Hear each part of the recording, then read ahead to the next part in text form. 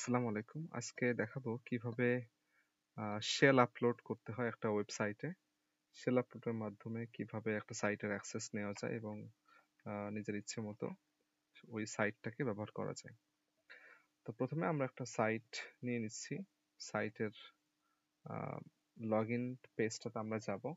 Log in পেজটাতে গেলাম। এখানে আমরা 101 যে কোডটা আছে ওই কোডটা দিয়ে আমরা লগ ইনটা করে নেব। যে সাইন ইন,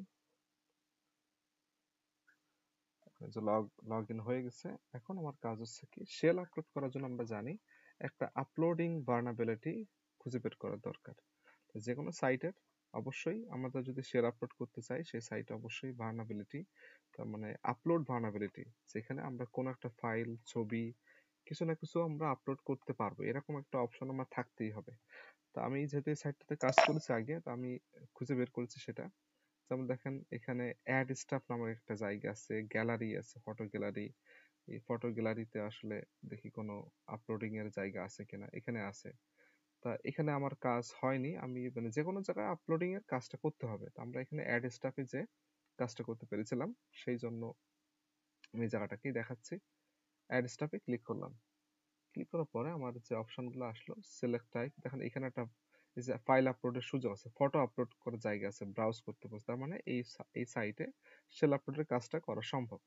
প্রথমে আমার কাজ কি, আমি যেহেতু টিচিং যে অপশনটা এখানে আছে, এটাতে আপলোডটা নিচ্ছে না। আমি ট্রাই করেছি বেশ কয়েকবার, নেয়নি, কিন্তু নন টিচিং যে অপশনটা সেটাতে নিচ্ছে। এখানে আমি লিখলাম একটা ফাইল আপলোড করব, মনে করেন 007 দিলাম। এবার দিলাম হচ্ছে আর্ট, আমি যে নামে আপলোড করেছি আগে সেটা। এখন দেওয়ার পর আমি ব্রাউজ অপশনে যাব। এখানে প্রথমে মূলত চেক করে নেওয়া উচিত যে সাধারণ কোনো একটা ফটো আপলোড করে, কিন্তু যেহেতু অত সময় নেই, ভিডিও লম্বা হয়ে যাবে, আমরা একটা শেল আপলোড করব। প্রথমে আপলোড শেল, মানে শেল আপলোড করে যে আমরা একটা আপলোডার আপলোড করব। তো আমরা জানি এই যে আপলোডার আছে u.php, u.php, .jpg। আমরা u.php টা আপলোড করে দেখি নাই কিনা। u.php দিয়ে আমি সেভ দিলাম। Save successfully. তার মানে আমার আপলোডারটা আপলোড হয়ে গেছে।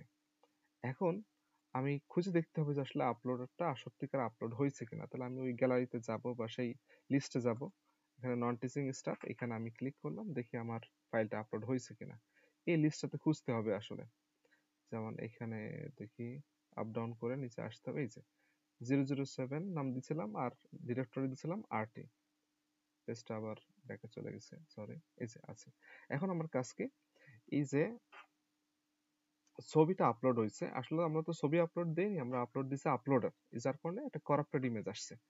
এই করাপ্টেড ইমেজের পরে আমি মাউসের রাইট ক্লিকটা করব, এখান থেকে কপি ইমেজ লোকেশন। আমি আবার বলতেছি, এই যে করাপ্টেড ইমেজ, এরপরে রাইট ক্লিক করব মাউসের এবং কপি ইমেজ লোকেশন, এটা নিয়ে আমরা এরকম এই যে এখানে পেস্ট করলাম।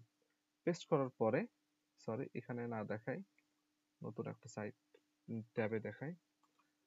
এই যে আমি ওই লিঙ্কটা এখানে পেস্ট করলাম, এটা এন্টার দিলে দেখেন আমার আপলোডার একটা অপশন চলে আসছে। এখান থেকে আমি শেল আপলোড করতে পারবো ইজিলি।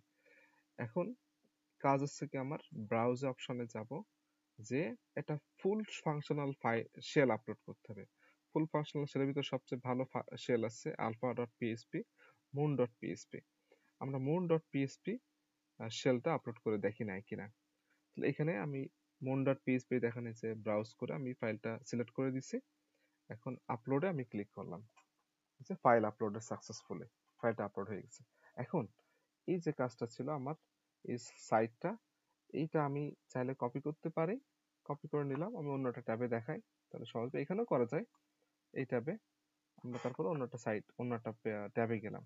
এখন কাজ হচ্ছে কি, আমাদের এই যে লিংকের মধ্যে যে u.php-টা আছে, এইটাতে আমি যে শেলটা আপলোড করেছি, সেই শেলের নামটা এখানে দিতে হবে, moon.php। এটা আমরা দিলাম, বা আমি দিলাম। এবার আমি ইন্টারটা প্রেস করি।